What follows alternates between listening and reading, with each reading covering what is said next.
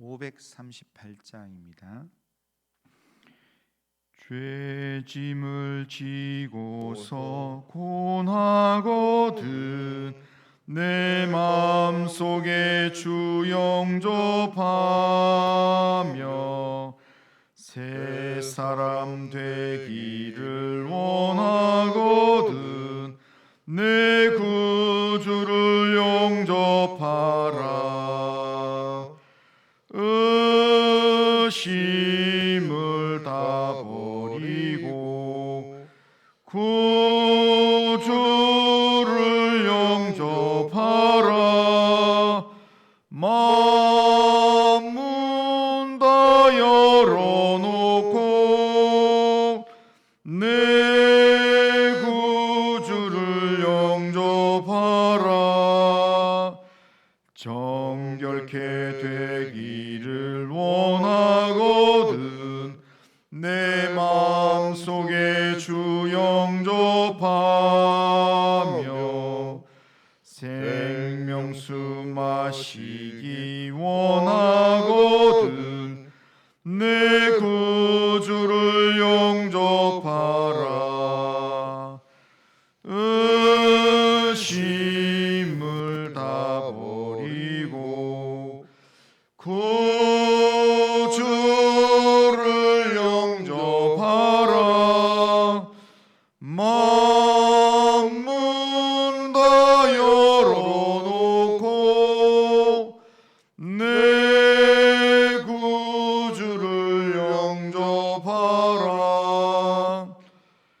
진실한 친구를 원하거든 내 마음속에 주 영접하며 내 맘의 평안을 원하거든 내 구주를 영접하라. 의심을 다 버리고 구주를 영접하라. 마음 문 다 열어놓고 내 구주를 영접하라. 즐거운 찬송을 하려거든 내 마음속에 주 영접하며 평안한 복지에 가려거든 내 구주를 영접하라. 의심을 다 버리고 구주를 영접하라. 마음 문 다 열어놓고 내 구주를 영접하라. 아멘. 신앙 고백합니다. 나는 전능하신 아버지 하나님 천지의 창조주를 믿습니다.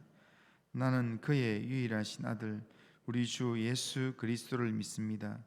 그는 성령으로 잉태되어 동정녀 마리아에게서 나시고 본디오 빌라도에게 고난을 받아 십자가에 못 박혀 죽으시고 장사된 지 사흘 만에 죽은 자 가운데서 다시 살아나셨으며 하늘에 오르시어 전능하신 아버지 하나님 우편에 앉아 계시다가 거기로부터 살아있는 자와 죽은 자를 심판하러 오십니다. 나는 성령을 믿으며 거룩한 공교회와 성도의 교제와 죄를 용서받는 것과 몸의 부활과 영생을 믿습니다. 아멘. 자, 하나님 말씀은 사무엘하 12장 15절부터 31절까지입니다. 자, 15절부터 31절까지 한 절씩 교독합니다. 나단이 자기 집으로 돌아가니라. 우리아의 아내가 다윗에게 낳은 아들을 여호와께서 치심에 심히 앓는지라. 다윗이 그 아이를 위하여 하나님께 간구하되 다윗이 금식하고 안에 들어가서 밤새도록 땅에 엎드렸으니 그 집에 늙은 자들이 그 곁에 서서 다윗을 땅에서 일으키려 하되 왕이 듣지 아니하고 그들과 더불어 먹지도 아니하더라.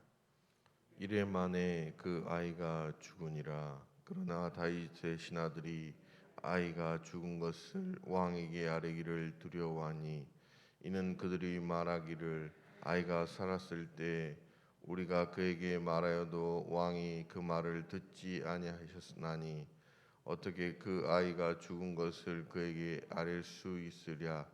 왕이 상심하시리로다 함이라. 다윗이 그의 신하들이 서로 수군거리는 것을 보고 그 아이가 죽은 줄 다윗이 깨닫고 그의 신하들에게 묻되 아이가 죽었느냐 하니 대답하되 죽었나이다 하는지라.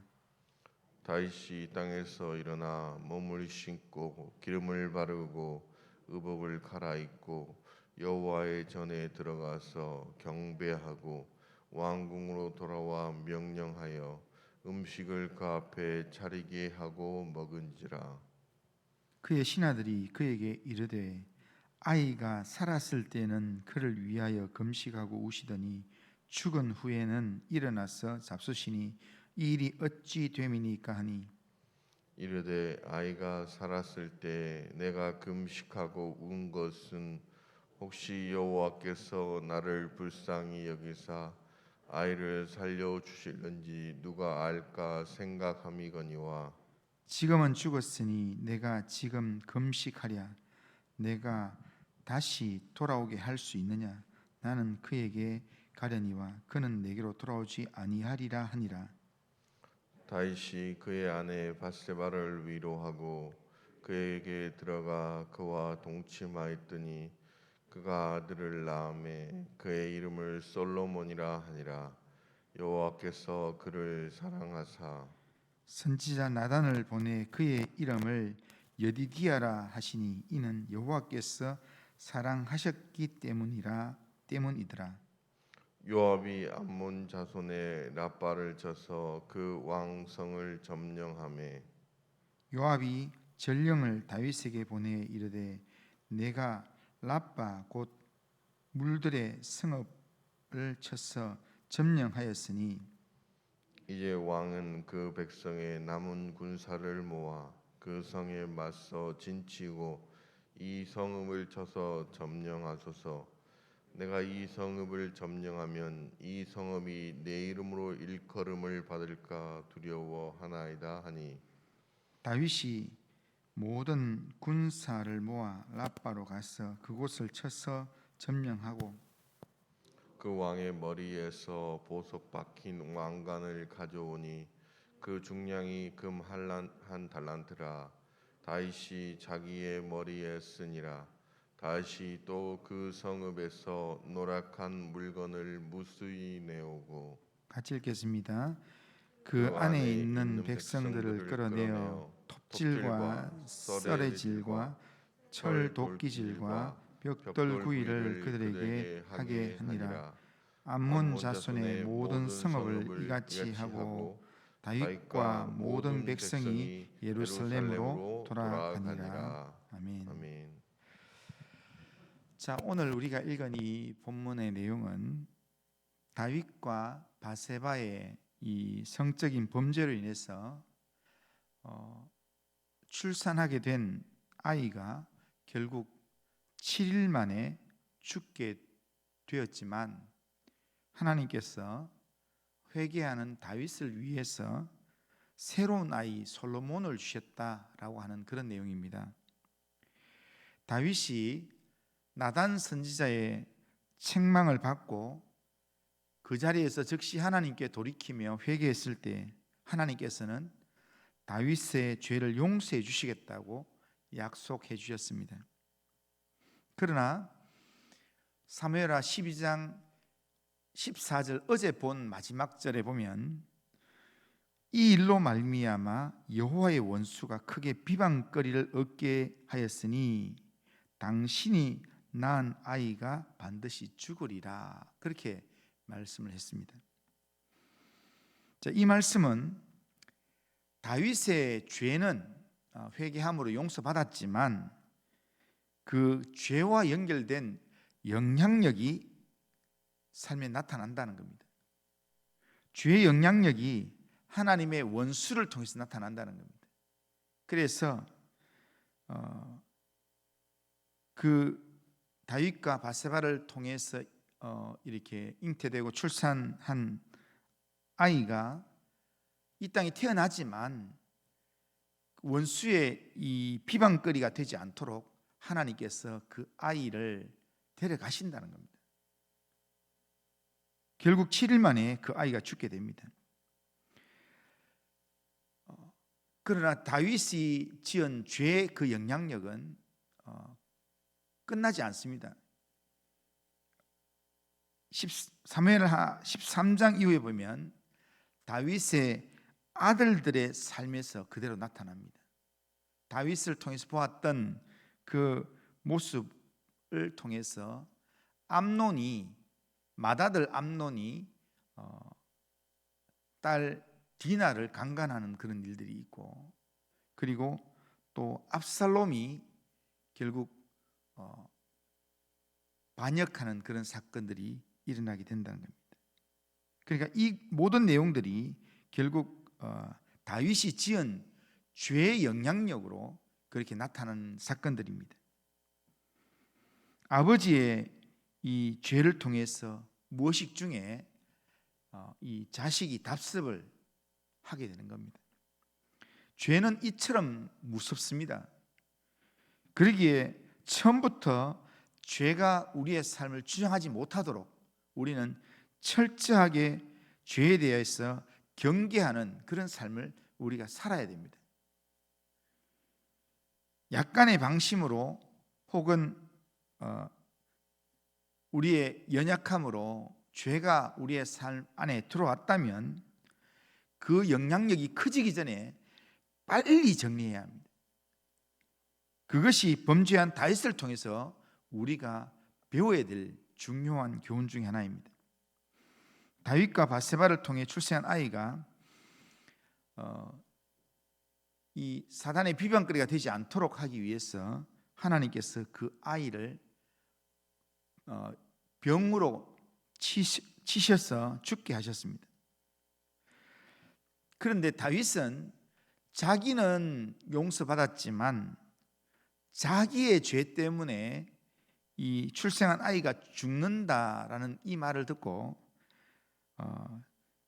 죽어야 되는 그 아이를 위해서 밤새 하나님 앞에 금식하면서 엎드려 하나님께 기도했습니다. 신하들이 말려도 먹지도 않고 그렇게 기도했습니다. 그러나 그 아이가 죽었을 때 다윗은 완전히 정반대의 행동을 했습니다. 신하들은 아이가 살아있을 때 그렇게 먹지도 않고 그렇게 슬퍼했는데 아이가 죽었으니까 이 소식 전하면 전하는 자가 죽을 수도 있다 해서 전하기 자체를 두려워했습니다. 그런데 분위기상 쑥덕거리는 그 소리를 듣고 다윗이 아이가 죽었다는 것을 인식하고는 아이가 죽은 것을 확인하고는 다윗이 금식하던 자리에서 털고 일어나서 몸을 씻고 의복 갈아입고 여호와 하나님께 경배하고 음식을 차려서 먹으면서 정상적인 생활로 복귀를 합니다. 다윗이 왜 이렇게 행동하는가? 다윗이 이렇게 행동하는 근본 원인은 하나님의 주권을 인정하기 때문입니다. 아이가 죽는다고 할 때는 이 아이의 생명을 거두어 가실 분이 하나님이시기 때문에 이 아이의 생명을 위해서 혹시나 하나님이 용서해 주실까, 혹시나 하나님이 긍휼을 베풀어 주실까, 그 마음에 하나님 앞에 금식하며 그렇게 기도했던 겁니다. 그러나 그 아이가 죽었을 때는 이 일이 하나님이 정하신 대로 한 일이기 때문에, 그렇기 때문에 하나님의 주권에 순응하는 모습으로 하나님이 원래 하나님께서 하실 일들을 하셨다면 나는 거기에 그대로 받아들여야 된다. 여기에 대해서 내가 하나님이 하신 일에 대해서 내가 내 감정을 섞고 토를 달아서는 안 된다. 이런 마음이 지금 다윗의 행동으로 나타나는 겁니다. 그러니까 전적으로 하나님의 주권을 인정하는 그 믿음의 모습이 지금 하나님이 이렇게 하셨으니까 그러면 나는 그냥 하나님이 내게 원하시는 일들을 하는 게 맞다. 그렇게 해서 이 일들 다윗이 정상적인 모습을 돌리는 겁니다. 이것이 하나님의 주권을 전적으로 인정하는 믿음의 사람의 모습입니다. 이런 다윗의 모습이 하나님의 또 다른 긍휼을 얻게 했습니다. 그게 뭐냐면 결국 24절 이후에 보면 첫 번째 긍휼을 얻게 되는 게 뭐냐면 여호와께서 다윗에게 은혜를 베푸셔서 바세바에게 새로운 아들을 주셨다는 겁니다. 그리고 그 새로운 아들의 이름을 여디디아라 부르게 했습니다. 그 아들의 이름이 누구냐면 솔로몬입니다. 그러니까 하나님께서 하나님의 이 주권을 전적으로 인정하는 다윗의 그 마음을 보시고 하나님께서 솔로몬을 주시면서 솔로몬에 주신 그 의미가 샬롬이라는 그런 의미가 있는데 그 샬롬이라는 의미 속에는 하나님께서 사랑하는 자이기 때문에 앞으로는 샬롬이 이루어질 거다라는 그런 의미입니다. 그러니까 하나님께서 이제는 그 전까지는 죄 범죄한 것 때문에 하나님이 다윗을 보면 너무 마음 불편했지만 이제는 지금 하나님의 주권을 전적으로 인정하는 이 다윗의 모습을 보면서 하나님께서 이 편안한 얼굴로 앞으로 다윗을 보겠다라는 그런 의미의 이름이 솔로몬입니다.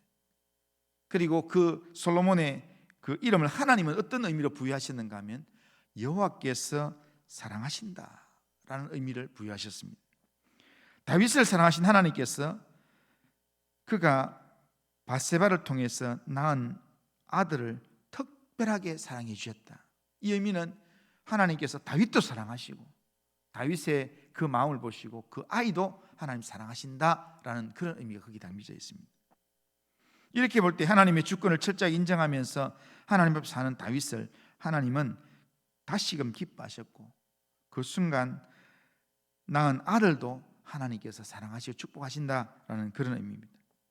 오늘 우리가 하나님 앞에서 하나님의 주권을 인정하면서 하나님께 긍휼 얻기를 원하는 마음으로 하나님 앞에 엎드리면 하나님이 내가 원하는 대로의 그 내용을 인도하진 않지만 내가 생각하는 그 이상의 내용으로 하나님은 또 다른 긍휼의 사건을 우리에게 베풀어 주신다라는 겁니다. 하나님께서 또 다른 은혜의 사건을 또 응답으로 주신 게 뭐냐면 그 다음 절에 나오는 이 암몬 자손과의 전쟁을 끝내는 내용입니다. 사무엘하 10장에서 시작된 암몬과의 전쟁은 오늘 본문에 와서 마무리되게 됩니다. 요압이 암몬의 랍바성을 에워싼 후에 다윗에게 와서 그 성을 쳐서 취하라고 그렇게 전령을 보냅니다. 다윗이 와서 암몬 자손의 성을 쳐서 정복함으로 암몬 자손과의 전쟁이 완전히 끝을 맺게 됩니다. 그런데요, 앞에서 한번 우리가 봤지만 보통의 경우 다윗이 전쟁을 하면요, 어느 족속과 전쟁을 하면 길게 기록되지도 않습니다. 여호와께서 다윗과 함께 하심에 다윗이 이겼더라 이렇게 되어 있습니다. 오래 끌지도 않았습니다. 그런데 지금 암몬과의 전쟁은 이 장수도 10장부터 시작해서 지금 13장까지 지금 12장 끝부분까지 오게 되는 긴 장에 걸쳐서 연결되어 있고 그리고 시간적으로 봐서도 무려 1년 이상이나 지속되는 그런 내용이었습니다. 다윗이 범죄하여 바세바를 취하고 그 사실을 숨기기 위해서 우리아와 몇 신하들을 전장에서 죽게 만들고, 그리고 우리아가 죽은 후에 다윗이 바세바를 자기 아내로 취하고 데리고 오고 거기 와서 그 아이를 낳고 그 아이가 죽고, 그 모든 시간을 계산해 보면 최소한 만 1년이 훨씬 넘는 기간입니다. 그 기간 동안 지금 요압 장군은 바깥에 나가서 계속 전쟁을 하고 있는 겁니다. 그러니까 암몬이 그렇게 강대국이었기 때문에 그런 게 아니었습니다. 암몬이 그 당시에 강대국도 아닌데 조그마한 나라인데, 조그마한 족속인데 이기지도 못하고 1년 이상 계속 전쟁을 지속하면서 그렇게 했던 근본 원인이 뭐였냐면 다윗이 범죄했기 때문입니다. 다윗이 하나님 앞에서 범죄하니까 하나님께서 더 이상 다윗의 군대를 돕지 않는다는 겁니다. 그런데 나단의 책망을 듣고 회개한 다윗은 하나님 앞에 회개하고 하나님의 긍휼을 구하는 그런 모습으로 나아갈 때에, 그럴 때 하나님께서는 전과 같이 암몬 자손과의 전쟁에서 그냥 다윗이 나가니까 그냥 이기게 만들어 주셨습니다. 그리고는 암몬의 그 모든 왕의 그 면류관을 다윗에게로 다 돌리게끔 그렇게 만들었습니다. 나단의 책망을 듣고 회개한 다윗이 전쟁에 나갈 때 사람들은 좀 의심을 했습니다. 1년 동안 싸워도 안 되는 것, 다윗이 나간다고 되겠나? 다윗이 그렇게 기도해도 7일 동안 금식하며 기도해도 그 기도했는 아들을 살려주지 않고 하나님이 데려가셨는데, 아이를 죽였는데, 그런데 지금 다윗이 암몬의 랍바성 이제 점령하러 나가는데 하나님이 1년 동안 안 도와줬는데, 아이도 데려갔는데 지금 이 싸움에서 하나님이 도와주실까? 다윗이 이길 수 있을까? 이런 의문도 있고요. 다윗 역시도 마음속에 하나님이 나와 함께 하실까? 내가 그런 죄를 지었는데 하나님 나 용서해 주신다 했지만 진짜 이 전쟁에서 하나님 나를 도와주실까? 이런 의문을 가지고 전쟁에 나가는 겁니다. 그런데 그 전쟁에 나가서 다윗이 암몬의 랍바성을 쳐서 점령하게 했습니다. 다윗이 이기고 많은 전리품도 얻게 만들었습니다. 그렇기 때문에 이 내용은 단순히 다윗이 암몬을 이겼다라는 내용 정도가 아니라, 이것은 다윗이 하나님으로부터 죄 용서함을 받고 이제 하나님이 함께하는 사람으로 회복되었다, 하나님이 도와주신다 라고 하는 것을 확인하는 내용입니다.